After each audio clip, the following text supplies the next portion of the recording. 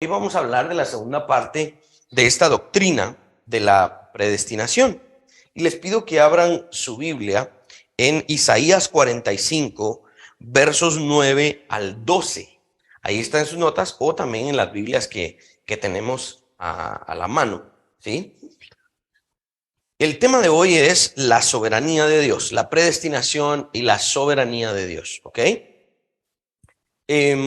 Aquí vamos a estar tocando el verso de Isaías 49, Isaías 45, versos 9 al 2. Y dice de la siguiente manera: Ay del que pleitea con su hacedor, el tiesto con los tiestos de la tierra. Dirá el barro al que lo labra: ¿qué haces? ¿O tu obra no tiene manos? Ay del que dice al padre: ¿por qué engendraste? Y a la mujer: ¿por qué diste a luz? Así dice Jehová, el Santo de Israel y su formador: preguntadme de las cosas por venir, mandadme acerca de mis hijos y acerca de la obra de mis manos. Yo hice la tierra y creé sobre ella al hombre. Mis manos extendieron los cielos y a todo su ejército mandé. Allí está. Oremos. Padre Celestial, en esta mañana hemos abierto de nuevo la Escritura. Yo te ruego, Señor, que nos ayudes en nuestra mente y nuestro corazón a que no pongamos obstáculos, sino al contrario, seamos tierra fértil, que seamos dóciles, humildes en nuestra mente y nuestro corazón, para aprender cada día más de lo que tu palabra dice. En esta mañana hemos de reflexionar en tu soberanía, en esa maravillosa doctrina de la predestinación que encontramos, Señor, en los versos del Nuevo Testamento. Y esto solamente puede ser posible porque tú eres soberano, totalmente soberano. Permíteme, Señor, en esta mañana exponer tu palabra, exponer esta doctrina y que cada día, Señor, vayamos afianzando más nuestra fe en esa redención, en ese hombre Jesucristo, quien nos ha redimido. Amén y amén. Muy bien. En la primera enseñanza sobre el tema de la predestinación, hablamos acerca de el significado de la palabra, hablamos acerca de qué es lo que implica, qué significa. Hablamos de algunos versos en el Nuevo Testamento que tienen que ver con el tema de la predestinación y que explícitamente hablan sobre el término predestinación. Y hablamos de que todos los cristianos deben de tener una doctrina acerca de la predestinación, ¿ok? No significa si yo creo en la predestinación o no. Si soy cristiano, tengo que tener alguna doctrina acerca de la predestinación. Y pues hablábamos un poco acerca de eso. Finalmente, esto está envuelto en un concepto que llamamos la elección divina. ¿Sí? Es Dios el que elige. No somos nosotros los que elegimos para salvación, sino que es el Señor el que elige. El Nuevo Testamento enseña claramente que nosotros no lo elegimos a Él, sino que Él nos eligió a nosotros. ¿Sí? Todo cristiano entonces afirma no solo el tema de la predestinación. El problema es qué doctrina de la predestinación abraza, cuál cree, porque hay diferentes versiones al respecto. Nosotros nos hemos apegado a una doctrina reformada de la predestinación. Y esto está íntimamente ligado con lo que llamamos la soberanía de Dios. Todo cristiano afirma que Dios es soberano. Incluso aquel que dice yo soy capaz de elegir a Dios, de una u otra manera afirma que Dios es soberano. Si es un cristiano que cree en la Biblia, si cree que la Biblia es la palabra de Dios, entonces tiene que llegar a la conclusión, o mejor dicho, tiene que partir de un punto. Y este punto es que Dios es soberano. La soberanía de Dios debiese ser un consuelo para los cristianos, para todos nosotros. El que Dios sea soberano nos asegura que Él puede hacer lo que prometió hacer. Si Dios no es soberano, si Dios no es gobernante absoluto, si Él no es autónomo totalmente, si Él está finalmente sujeto a alguien más o a algo más, entonces de verdad lo que Él prometió no podría tener la certeza de llegar a suceder porque Él no es soberano. Todo cristiano dice, sí, Amén, aleluya. Dios es soberano. El problema empieza cuando hablamos de la soberanía de Dios y la libertad humana. ¿Cómo así? Si Dios es soberano, ¿entonces qué? Entonces yo no tengo libertad, el ser humano no tiene libertad, el hombre no tiene ningún tipo de libertad. Bueno, aquí vamos a hablar de algunas analogías.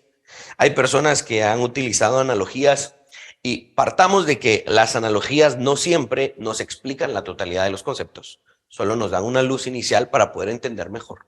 Pero en el tema de las analogías que se han hecho acerca de la soberanía de Dios y la libertad humana, hay analogías que de verdad finalmente terminan presentando un concepto erróneo de lo que es la soberanía de Dios y la libertad humana. Por ejemplo, hay gente que ha dicho que la soberanía de Dios y la libertad humana son como dos líneas paralelas que van juntas y se juntan en la eternidad. Entonces, suena como muy bonito el lenguaje, suena como muy buena la analogía, pero finalmente entonces viene a contradecirse, porque si en algún momento se juntan las dos líneas, las dos voluntades, entonces solo hubo una, o esta forma de expresarlo queda como no lo vamos a saber nunca y simplemente no debemos ocuparnos de ello. Y eso no es, obviamente, no es la actitud que nosotros tomamos y tampoco es la definición que nosotros tomamos. Otras personas utilizan la analogía de que la libertad humana y la soberanía de Dios son como dos sogas, ¿no? Dos cuerdas en un pozo que en la superficie están separadas, pero como ya no se mira hasta dónde llegan las sogas en el pozo, allá en el fondo parece ser que se juntan. Pero eso no lo tenemos nosotros, no somos capaces de verlo, nos está velado. Entonces, son analogías que en el principio suenan bonitas, pero realmente no es lo que la Biblia dice, ¿sí? Dios es finalmente mayor que la lógica y la fe es mayor que la razón. Ahora, si no fuese de esa manera, entonces nuestro Dios sería destruido por la lógica y nuestra fe terminaría siendo irracional o absurda, ¿ok? Finalmente, creemos que la lógica es una reflexión de la mente de Dios. Por lo tanto, la lógica no destruye a nuestro Dios porque la lógica nace en Dios. Las precondiciones de inteligibilidad se le llama. ¿Cómo es que el ser humano siquiera empieza a pensar? Es porque Dios se revela. Cuando el ser humano tiene lógica es porque Dios se ha revelado y le ha dado una capacidad de pensar. La lógica nunca destruye a nuestro Dios. Y esta doctrina no es ilógica. Dice R.C. Sproul en su libro Escogidos por Dios: si la libertad humana y la soberanía divina son verdaderamente contradicciones, entonces al menos una de ellas debe desaparecer. Si la soberanía excluye la libertad y la libertad excluye la soberanía, entonces o bien Dios no es soberano o el hombre no es libre. Entonces aquí hay un problema. Hay gente que dice, ¿qué hacemos entonces? ¿Cómo resolvemos esto? Bueno, existe una respuesta. Y esto ya lo hemos tratado en alguna manera en algunas otras ocasiones, pero hoy lo vamos a volver a analizar, tal vez desde otros ejemplos y otras formas de explicación, para que nos quede aún más claro. El problema de la doctrina que no es reformada acerca del tema de la predestinación, la soberanía de Dios y la libertad humana, es que pinta la libertad humana como totalmente exenta de límites. Y eso es lo que llamamos autonomía. Pero la Biblia nunca ha hablado, nunca vamos a encontrar en la Biblia que hable acerca de una autonomía de la voluntad humana. La voluntad humana siempre tiene una libertad de acuerdo al amo al que sirva. Nunca en la Biblia vamos a hablar acerca de, o vamos a encontrar acerca de una autonomía. La libertad y la autonomía son conceptos distintos, ¿sí? La libertad siempre tiene límites. La libertad siempre tiene algún tope, siempre da cuentas, es responsable. La libertad tiene responsabilidades. La autonomía es el concepto que es en alguna medida en el ser humano la degeneración de la libertad. Porque en la autonomía es que ya no existe automáticamente nadie a quien rendirle cuentas, no existe ningún tipo de tope, ningún tipo de límite y por lo tanto ninguna responsabilidad. El hombre debe ser automáticamente autónomo, totalmente libre. Y esa es la doctrina finalmente del mal llamado y mal entendido libre albedrío. ¿Sí? La gente piensa que el ser humano tiene esa total autonomía, pero la Biblia nunca enseña que el ser humano fue autónomo. El simple hecho de que el ser humano fue creado nos dice que este no puede ser autónomo. Puede ser libre, pero no autónomo. Existe una respuesta, dice Sproul, ¿sí? A nivel humano, podemos ver fácilmente que la gente goza de una verdadera medida de libertad en un país gobernado por un monarca soberano. La soberanía no pone fin a la libertad. Es la autonomía lo que no puede coexistir con la soberanía. Así que esta es la argumentación bíblica. Vamos a encontrar que el ser humano tiene libertad, pero no autonomía. Dios tiene autonomía, ¿sí? Porque Dios es más libre que el hombre. La libertad siempre tiene límites, la autonomía no. Salud. El ser humano goza de libertad, no de autonomía. El único verdadero autónomo es Dios, ¿sí? El hombre nunca podría ser autónomo, ¿ok? El pedir que el hombre sea autónomo es pedir que sea como Dios. Cuando las personas dicen es que yo tengo esa autonomía total, yo puedo decidir si quiero venir a Dios o no, yo tengo autonomía total. Cuando una persona dice yo soy autónoma o yo tengo libre albedrío, esa persona está queriendo ser como Dios. Y esa es la idea del jardín del Edén. Ese es uno de los puntos más importantes del jardín del Edén, cuando el hombre se revela y dice, yo puedo ser autónomo. ¿Ok? Esa autonomía humana es imposible. ¿Ok? La búsqueda de tal autonomía es equivalente finalmente a una esclavitud del pecado. ¿Ok? El hombre en su búsqueda de autonomía termina siendo esclavo. Qué irónico, ¿no? Porque termina siendo esclavo de sus propios deseos o termina siendo esclavo de alguien más que no es Dios. Esa búsqueda de autonomía finalmente es una farsa, es una estafa. Porque cuando busca intentar liberarse de cualquier coerción, finalmente termina siendo sujeto a algo o a alguien más. Esa autonomía, el reclamo y la búsqueda de una autonomía es una contradicción a nivel humano. En términos prácticos, el hombre termina sirviendo a alguien. ¿Qué es la palabra autonomía? La palabra autonomía finalmente significa una ley para sí mismo, ¿sí? Es una palabra compuesta, auto, que es como para sí mismo, ¿verdad? Donde se saca automático o, ¿verdad? O para sí mismo. Cuando dice yo me autoengaño, ¿verdad? Cuando alguien mete un autogol, se mete un gol a sí mismo, ¿verdad? En propia puerta. Es auto y nomía, que viene del griego nomos, que significa ley. Entonces la autonomía es una ley para sí mismo. Aquí en Guatemala ya llevamos, ¿cuántos años lleva cerrada la Universidad de San Carlos? 2 años, ¿no? 2 años lleva cerrada. ¿Por qué lleva cerrada? Porque nadie les puede decir nada. Porque la Constitución dice que la Universidad de San Carlos es la universidad autónoma de Guatemala. Eso quiere decir que nadie, ni el presidente, ni el Congreso, ni la Corte Suprema de Justicia, ni la Corte de Constitucionalidad, nadie en el mundo les puede decir, abran, porque ellos son autónomos.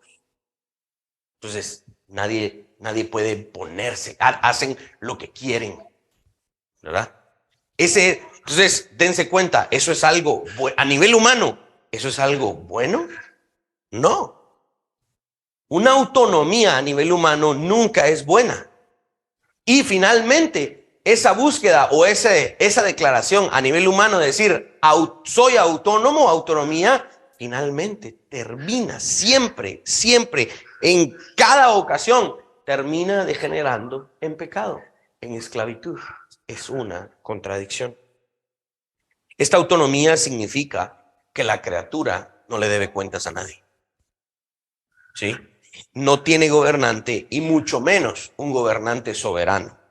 ¿Ok? R.C. Sproul escribe que es lógicamente imposible tener un Dios soberano existiendo al mismo tiempo que una criatura autónoma. En otro lenguaje más conocido, es lógicamente imposible tener un Dios soberano existiendo al mismo tiempo con una criatura que tiene libre albedrío. La idea de libre albedrío es la autonomía total. Los arminianos, los semipelagianos nunca nos dicen eso, pero realmente eso es lo que buscan. ¿Sí? Buscan que el libre albedrío sea de esa manera, establecido como autonomía total. No, sí, Dios me puede influir, Dios me puede atraer, sí, pero finalmente yo soy el que tomo la decisión. Ese es el rastro de la autonomía detrás de una doctrina antibíblica. Por eso es que Pablo cita a Isaías, los versos que leímos al inicio. Pablo cita a Isaías en Romanos 9, versos 21 al 20. Dice, dirá el vaso de barro al que lo formó, ¿por qué me has hecho así? ¿O no tiene potestad el alfarero sobre el barro para hacer de la misma masa un vaso para honra y otro para deshonra? Es decir, Pablo aquí está tomando la idea de Isaías que leímos al inicio y la está aplicando precisamente a la doctrina de la salvación. Y nos está enseñando que nosotros finalmente somos como el barro en las manos del alfarero. Y pregunta Pablo de manera retórica, ustedes siendo barro, ¿se pueden oponer a Dios y decirle, ¿por qué? Pablo está poniendo acá una pregunta retórica para reducir la idea de la autonomía y del libre albedrío a una absurdidad, ¿sí? Pablo está reduciendo a la absurdidad la idea de la autonomía. Las preguntas de Isaías y de Pablo, como bien dije, son retóricas. Son preguntas que exponen la futilidad y la necedad de la idea de un Dios soberano existiendo al mismo tiempo que una criatura autónoma. Por lo tanto, el mal llamado ateo corre a la única declaración y aún peor que le queda. Entonces Dios no existe. Eso es aún peor. Y es más necio todavía. El reclamo que en este momento pues se sale de nuestro espectro del tema y de la predicación y en otras oportunidades vamos a hablar al respecto. Miren, la libertad humana es perfectamente compatible con la soberanía divina. Cuando nosotros exponemos nuestra doctrina de la predestinación, y entendemos que es Dios quien ha predestinado y es Dios quien ha elegido, nunca equiparamos la autonomía del ser humano con la soberanía de Dios. Esos no son los términos de la doctrina. Los términos de la doctrina son la libertad humana, que es distinta a la autonomía con la soberanía divina. La libertad humana es perfectamente compatible con la soberanía divina. ¿Sí? El verdadero reclamo de nuestra posición reformada es que el ser humano es libre, no autónomo. Si Dios es soberano, es imposible que el hombre sea autónomo y viceversa. Ahí estaríamos entonces en una flagrante contradicción, porque estaríamos diciendo que tanto Dios como la criatura son autónomos. Para que la criatura sea autónoma, primero no debería ser criatura, porque nadie lo tendría que haber creado. Pero el hecho de que sea creado, que sea una criatura, ya implica que no es autónoma. No puede serlo nunca. Por eso Cornelius Van Til hacía una muy sencilla gráfica. Aquí está la esfera del creador y aquí está la esfera de la criatura. Siempre son distintos. Lo único que los une es el pacto. Si la criatura no estuviera aquí abajo, sino que estuviera a la par del Creador, entonces habrían dos dioses, y eso es imposible. La autonomía está fuera de la capacidad humana. ¿Ok? Prestemos mucha atención a la siguiente frase. No tenemos que ser autónomos para ser libres. Otra vez, vean esa primera línea. No tenemos que ser autónomos para ser libres. La autonomía significa libertad absoluta. Somos libres, pero hay límites para nuestra libertad. Siempre hay límites para nuestra libertad. Cuando el ser humano dice que es libre, cuando el ser humano ejercita su libertad, el ser humano tiene límites, tiene topes, tiene fronteras, tiene bordes de los cuales no se debiese salir. La libertad puede ser ejercida dentro de límites y de hecho debe ser ejercida dentro de límites. Cuando hay una libertad sin límites, sin responsabilidad, cuando hay una libertad que no tiene que rendir cuentas, cuando hay una libertad que no está buscando realmente darle cuentas a alguien superior, entonces esa ya no es libertad. Ha degenerado en una autonomía. El límite final es la soberanía de Dios. Y es aquí en donde entonces generalmente se pregunta, ¿puede la soberanía de Dios restringir la libertad humana? ¿Puede la soberanía de Dios restringir la voluntad humana? Sí, la soberanía de Dios puede restringir la voluntad humana. Y de hecho lo hace todo el tiempo. Negar esto sería puro humanismo. Negar que Dios no puede restringir la voluntad humana, entonces sería humanismo. ¿La ley de Dios pone restricciones a la libertad humana? Sí, sí. ¿Puede Dios poner límites al ser humano, a lo que el ser humano escoge? Sí. Por eso es que existe la ley para restringir la libertad del ser humano. No solo Dios puede imponer límites morales a mi libertad, sino que tiene todo el derecho en cualquier momento, incluso de pegarme en la cabeza porque estoy haciendo mal uso de mi libertad. Puede y tiene todo el derecho de restringirme y decirme, esto no lo debes hacer. Si no creemos que Dios puede restringir nuestra libertad, estamos diciendo entonces que Dios no puede y no tiene el derecho de gobernar su creación. Dios puede gobernar su creación y de hecho lo hace. Por eso Él restringe nuestra libertad. Dios tiene ese derecho.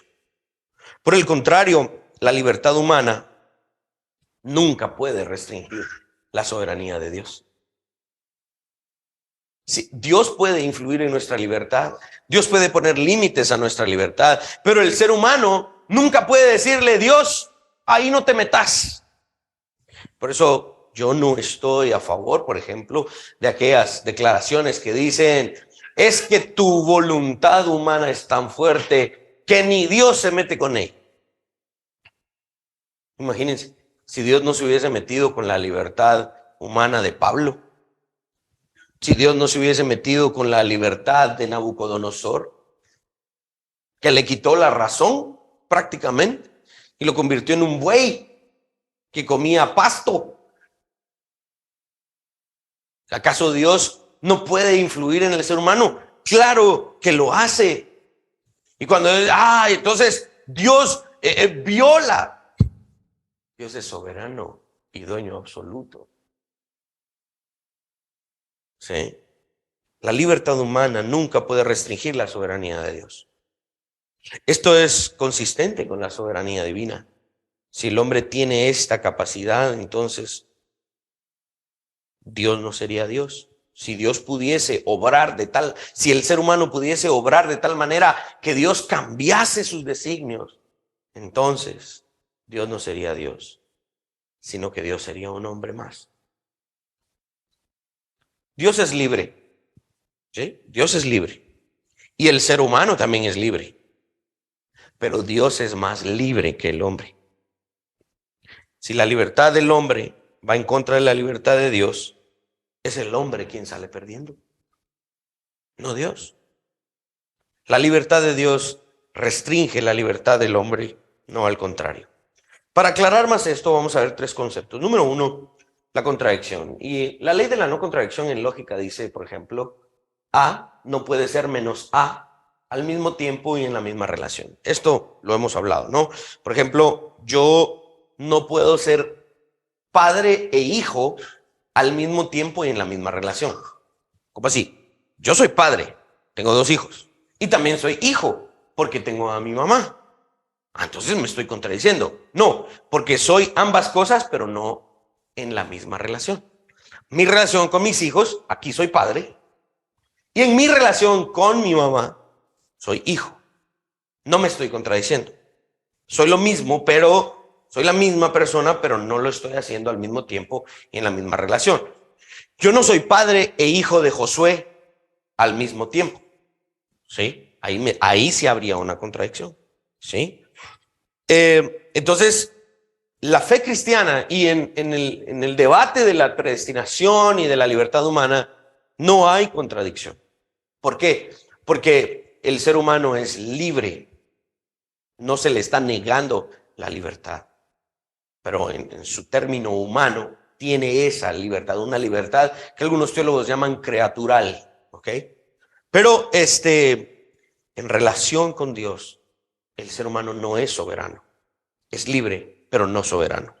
Dios es soberano siempre, en relación con el hombre y en relación con sí mismo. Eso sí.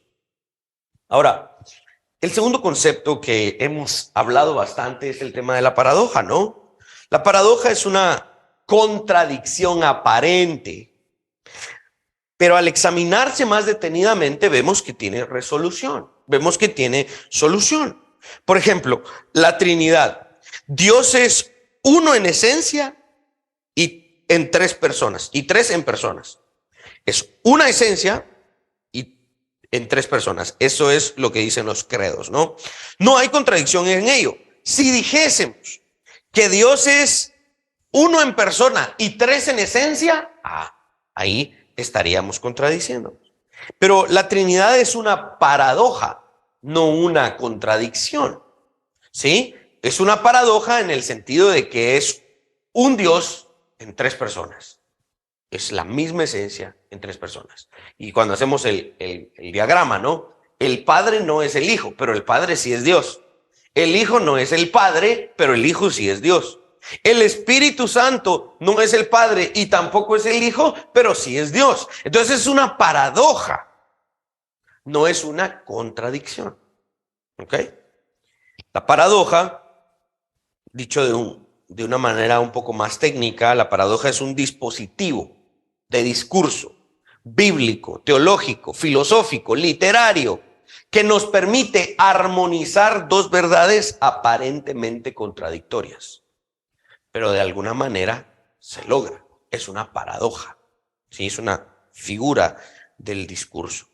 Las paradojas nos obligan a tomar las presuposiciones de un argumento y entender sus conclusiones a la luz de sus presuposiciones. Entonces, se puede explicar, no es una contradicción. La Biblia utiliza muchas paradojas. Un ejemplo de esta es, por lo cual, por amor a Cristo, me gozo en las debilidades. Eso es paradoja. Gozarse en las debilidades. En afrentas, en necesidades, en persecuciones, en angustias, porque cuando soy débil, entonces soy fuerte. ¿Cómo así? Y está aquí donde habla Pablo y dice, porque mi poder se perfecciona en tu debilidad, etcétera. Es una paradoja. Cuando soy débil, realmente soy fuerte porque dependo de Cristo. Entonces es una paradoja, no es una contradicción. Hay otros cantos que dicen, diga el pobre, rico soy, ¿verdad?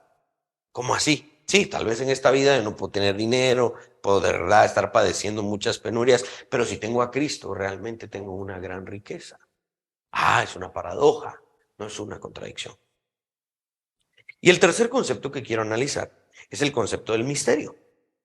Este concepto se refiere, y ojo con esto, vean lo que estamos hablando. Estamos hablando de aquellas cosas que son contradicciones, ¿ok? Aquellas cosas que son paradojas, ¿sí? Las contradicciones son mentiras, ¿por qué? por naturaleza, son contradicciones. Las paradojas no son mentiras, simplemente son formas de expresar verdades que son difíciles de entender, pero se pueden entender y tienen lógica. Y el misterio, ¿sí? El misterio es el concepto que se refiere a aquellas cosas que son verdades, ¿ok? Empecemos por ahí, son verdades, pero que no podemos entender de alguna manera. De nuevo, la Trinidad en alguna medida es un misterio, pero ¿es mentira? No. ¿Por qué? Porque la Trinidad hay un punto en donde no la logramos entender exhaustivamente, pero sí tenemos un conocimiento sustancial de la Trinidad. Entonces, nos quedan en misterio algunas cosas, pero no es que sea mentira, son verdades. La encarnación. ¿Cómo fue que el Dios Todopoderoso se hizo hombre? Vaya, hay un misterio ahí, pero no significa que sea mentira. ¿Ok? Hay cosas muy grandes que el ser humano hay cosas que el ser humano no logra entender debido a su capacidad muy limitada. Hay verdades que son demasiado grandes para el ser humano. Y algunos dirán, sí, pero es que eso es en el ámbito de la religión. No, por ejemplo, R.C. Sproul pregunta, ¿quién entiende, por ejemplo, la naturaleza de la gravedad? En la ciencia. Sí, pueden medir su velocidad, pueden medir su fuerza, podemos ver y observar que si yo suelto algo se va a caer al suelo. Sí, hay una gravedad. Y cuando se sale de este campo del planeta Tierra, hay un punto en donde la gravedad deja de funcionar. Ok, la podemos ver, la podemos experimentar, pero ¿la podemos totalmente entender? ¿La podemos realmente llegar a comprender en su totalidad exhaustivamente? No, porque queda en un misterio. R.C. Sproul pregunta, ¿alguien entiende, por ejemplo, la naturaleza del movimiento? Cuando de verdad se empieza uno a analizar el movimiento de las cosas, de las personas y todo lo demás, de cómo las cosas se mueven en el ámbito de la realidad, detrás de eso hay un montón de debates filosóficos y científicos, porque podemos ver que las cosas se mueven, podemos experimentar que se mueven, nosotros mismos podemos experimentar movimiento, pero finalmente todo eso queda en gran parte en el misterio. Ahora, ¿es eso mentira? No. Puede que sea misterio, pero no mentira. Entonces los misterios nos ayudan a entender verdades, ¿sí? Verdades, pero que no han sido totalmente reveladas. ¿Quién ha penetrado en los misterios finales de la vida? ¿Qué filósofo ha sondeado las profundidades del significado del ser humano? Estos son misterios, no necesariamente contradicciones. No debemos confundir estos conceptos. El misterio plantea algo que no se puede llegar a conocer completamente. Simplemente expone la imposibilidad de llegar a conocer eso. Y eso no es solamente en el ámbito de la religión, eso también sucede en la ciencia. Por ejemplo, yo estaba leyendo sobre una cosa que se llama la paradoja de Orwells. Y la paradoja de Orwells explica que realmente también es un misterio porque dice, el universo está repleto, lleno de los cuerpos celestes que irradian una cantidad de luz que los seres humanos no podemos medir. O sea, el Sol es una de las estrellas más pequeñas del universo. Y para nosotros es no sé cuántas veces, miles de veces más grande que la Tierra. El universo está lleno de estos cuerpos celestes que irradian una cantidad de luz exorbitante.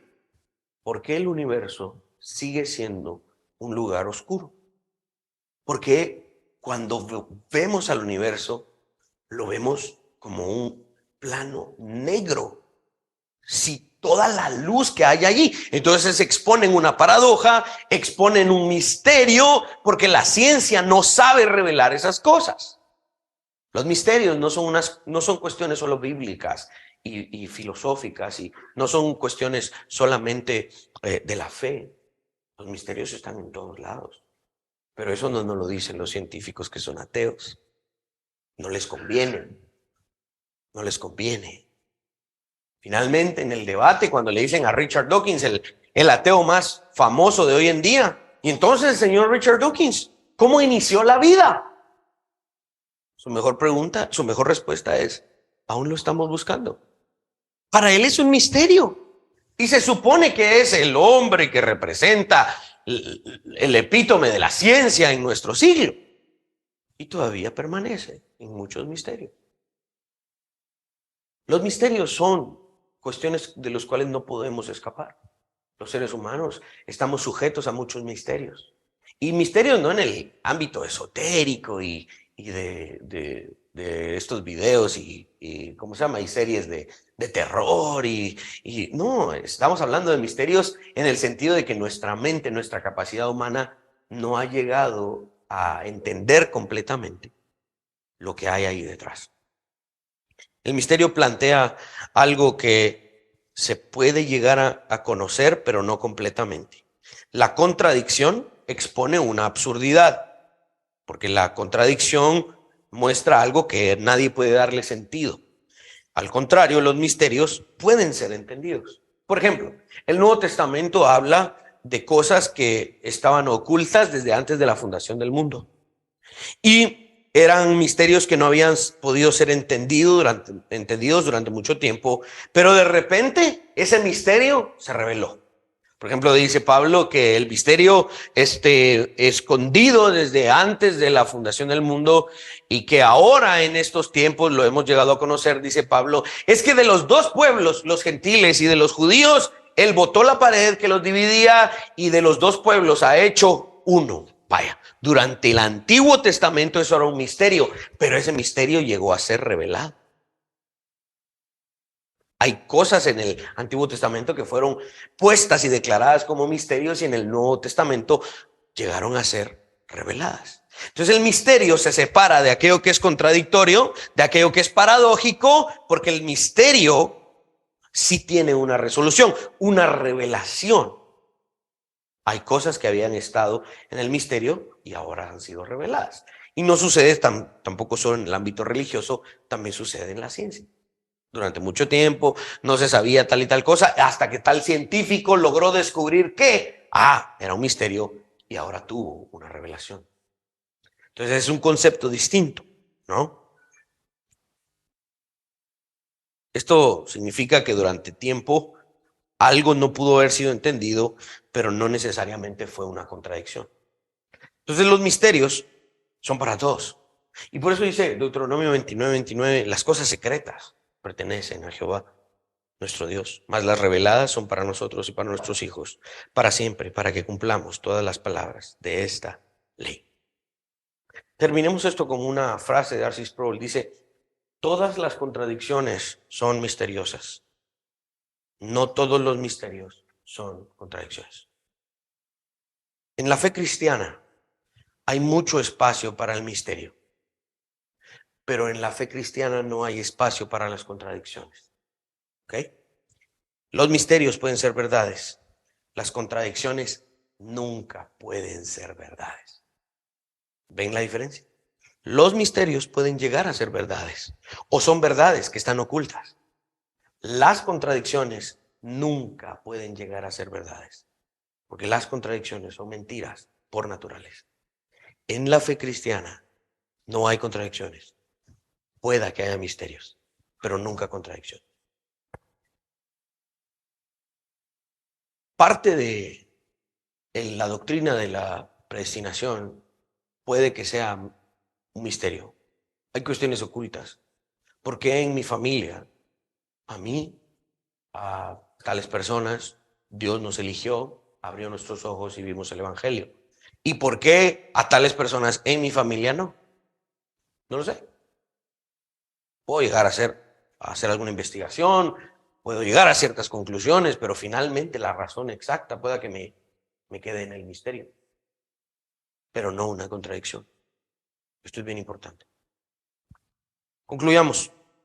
Dios es la autoridad suprema del cielo y de la tierra, ¿ok? Dios es el poder supremo, la autoridad y todo el poder están sometidos a Dios. Todos y cada uno de nosotros creemos en eso. Por lo tanto, Dios es soberano. De otra manera, Dios no sería Dios. ¿Ok? El hombre no es soberano, es libre, pero nunca soberano ni autónomo. Dios ejerce su soberanía de tal manera que no obra, ¿sí? Ni viola la libertad humana. Willy, pero acabas de decir que Dios sí se mete con la voluntad humana. Sí, pero no la viola, no la violenta. Cada vez que tenemos ese reclamo, ¿no? De que, pero es que entonces Dios sí viola mi libertad porque hace que yo, siendo pecador, ahora ya no lo sea y crea en Jesús. Qué gran violación, digo yo. Esa no es una violación, esa no es una violación de nuestra libertad. Dice R.C. Sproul, ¿cuándo han visto ustedes a un pecador que venga a Cristo pataleando y en contra de su voluntad? No quiero ser salvo. Nunca. Dios sí se mete con nuestra libertad, pero nunca la violenta. Finalmente debemos de reconocer que nuestra libertad está bajo su soberanía. Y cuando Él nos trae al Evangelio, no lo hicimos pataleando y renegando y oprimidos y con grilletes en nuestras manos y yo no quiero ser salvo, pero pues voy a hacer. No, nunca vimos a un creyente con una voluntad violentada. Dios es soberano y obra con nuestra libertad, pero no de manera violenta, porque es por medio de la gracia. El hombre fue creado como un ser bueno y santo. El misterio del por qué el hombre pecó, pueda que sea un misterio, pero no una contradicción. Por eso, de ninguna manera, el pecado refleja una maldad en Dios. ¿Por qué Dios predestina a unos para salvación y a otros no? Es un asunto que en cierta medida permanece en el misterio, pero nunca una contradicción. La soberanía de Dios y la libertad del hombre no son contradictorias. Se relacionan perfectamente. El hombre puede decir que es libre en la medida que su amo le permita ser libre. Esto es lo que argumentaba Lutero en contra de Erasmo. Erasmo decía la libertad, del libre albedrío, la autonomía. Lutero le respondía, estás empezando mal, Erasmo. Le decía en su libro, el libro que escribe Lutero se llama ¿cómo se llama? No es de la libertad, sino de la esclavitud de la voluntad. Y Lutero decía, finalmente el hombre siempre es esclavo. La diferencia es el amo. Yo soy esclavo de Cristo, pero mi amo es tan libre que yo soy libre. Yo soy esclavo de Cristo. Soy esclavo de su libertad. Si mi amo es libre, yo también. Pero si mi amo es el pecado, entonces yo no soy libre. Yo soy esclavo porque mi amo no es libre. Finalmente, yo soy esclavo de un amo. ¿Qué tan libre es mi amo? Ese es el punto. Si el hombre es siervo de Dios, el hombre es libre de acuerdo a la libertad que Dios le concede. Finalmente, la base de la libertad humana está en la ley de Dios. Cuando el hombre se somete a la ley de Dios, es libre, porque es libre de su pecado. Eso no significa que sea autónomo, pero sí es libre. ¿Okay? Todo esto está lleno de paradojas. Pero finalmente esto es lo que debemos entender, porque es la forma en la que la Biblia lo establece. Todos sabemos que el pecado no es un buen amo. Por lo tanto, el hombre es esclavo de su pecado.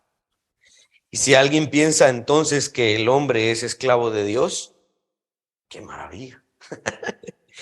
Ya que ese amo no solo es libre, sino que es bueno.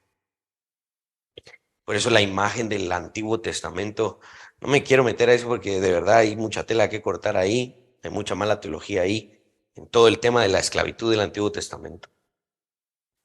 Cuando los esclavos llegaban a su tiempo y decían la ley israelita les permitía salir libres, muchos esclavos decían, no, no me conviene salir libre, mejor me quedo con mi amo para siempre, porque me va mejor siendo su esclavo que siendo yo mi propio amo. Y esa imagen finalmente es la que nos hace entender el evangelio. Yo soy libre porque mi amo es libre. Si me salgo del dominio de mi amo, busco ser autónomo y me va peor. Por eso me quedo por amor a ser esclavo de mi amo que es libre. Finalmente Pablo, en una de sus últimas, en toda esta argumentación, en Romanos 11:33 dice, oh profundidad de las riquezas, de la sabiduría y de la ciencia de Dios. Cuán insondables son sus juicios e inescrutables sus caminos. ¿Acaso no les parece esto maravilloso? Dios nos ha predestinado. Él es soberano. Nosotros somos libres de acuerdo a su libertad. Los términos de los arminianos y de los semipelagianos no son términos bíblicos sobre los cuales podemos argumentar. Ellos no parten de la idea de la libertad bíblica. Ellos parten de la idea de la autonomía humana. Y eso no es el término en el que la Biblia lo pone.